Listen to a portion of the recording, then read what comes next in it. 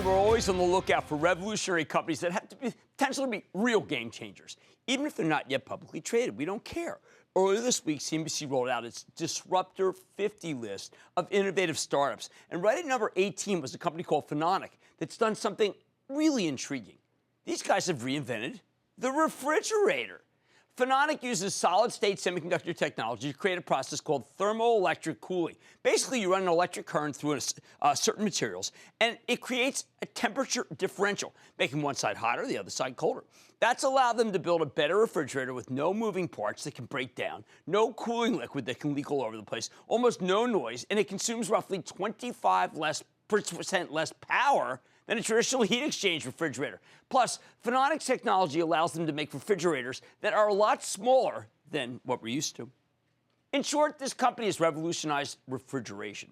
Phononic's already selling medical-grade refrigerators for the healthcare market, and they partnered with Haier, which just closed its deal by GE's appliance division yesterday, to roll out some consumer-oriented products later this year. Now, because these thermoelectronic cooling devices can be virtually any size, companies working on a host of other applications, including cooling down computer processors, you know that costs a fortune, server farms, huge places, even fiber optic networks.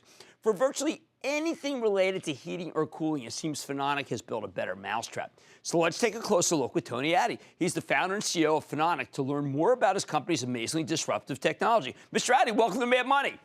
Thank you, Jim. Thank you, Tony. Now, Tony, I got to tell you, when I was doing all my reading for this, the one thing I came up with was no one's ever going to buy another kind of refrigeration again once it's stored because everyone's used to the other breaking down. We've all had a couple of broken refrigerators. We all don't like the cooling. We're all afraid about the environment, what it means. This isn't a better mousetrap. This should be the only mousetrap. And it's not just refrigeration. We have that same attitude toward electronics, climate control, and air conditioning. Don't just stop for one application. So, I mean, you're talking about HVAC. I mean, which is one of the largest markets in the world. We use the word displace versus replace because we want to take the existing solution, scrap it, and come up with something entirely different and better. All right, well, my second thought was the reason why I haven't seen it yet is it must be like 5-6 times the price of the current stuff. Not at all. The consumer market in particular, let alone medical and pharmacy, is unforgiving. For young companies that launch into the market with the expectation of constantly soaking the rich or being the Tesla in every product category, it's a slow uptake to market.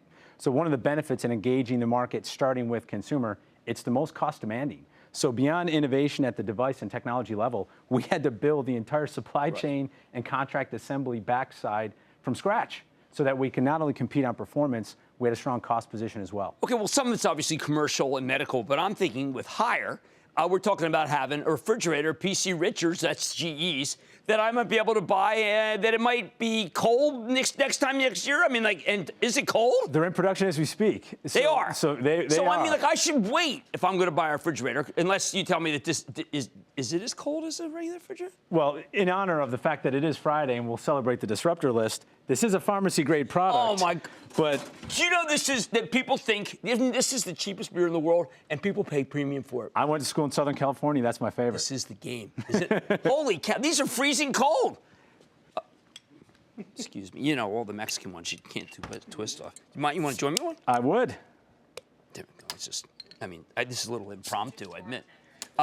Well, cheers. To making the world a cooler place. All right. Yes. Now, all these other, let's say I make conventional refrigerators. Yep. Whirlpool, okay? Yep. Now, I'm watching this show right now, because they do. Jeff Fettig, he's a good guy. I mean, aren't I saying to my colleagues, we're out of business? I don't know about that. Why not? Whenever you're disruptive, This is a entering cold market, beer. The beauty of the semiconductor innovation behind Phononic is we're leveraging what semiconductors have done many times before. The transistor has given us the IT world. Right. The LED chip has taken on Mr. Edison's light bulb. Right. You've seen no change in compressors, heat sinks, and fans that's true. going on 100 years. That's true. Despite servicing $30 billion in global markets. The dilemma any young company like that faces is skepticism. You just addressed the first question. Right. Can it even get cold? Well, because, frankly, I find it a little hard to believe. I mean, one of the things about disruptors, let me just say it, every single case, I find it a little hard to believe. We had ice cream on last night that was actually good for you. It was actually good for you, and it tasted great. These are things that are not supposed to happen. You understand? So, like, when I see this, and I know that all the stuff that, like, my kids think is just really dangerous and horrible goes away, then I think that it'd be ridiculous to have the other stuff a year from now. We couldn't agree more. And when you look at the product offering that Phononic had in its early development, the market penetration strategy is often defensive. We have to convince the skeptics. More often than not, we have to go after product categories to displace the incumbent. But you're wrong. I mean, higher is GE. I mean, why would you have to convince anyone? Well, I mean, are they going to make this stuff? So yes. So the beauty of the product offering that we have is working in collaboration with Haier. They'll do the final product assembly at their facilities in China. We manufacture the semiconductor components right in Durham, North Carolina.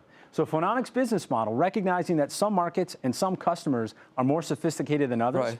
We have to be willing to provide the full reference design, articulate the product value, not just the component value, but the product value, such that they take on the assembly, we sell them the parts that go with it. Oh, the missing ingredient then is how much money you lose.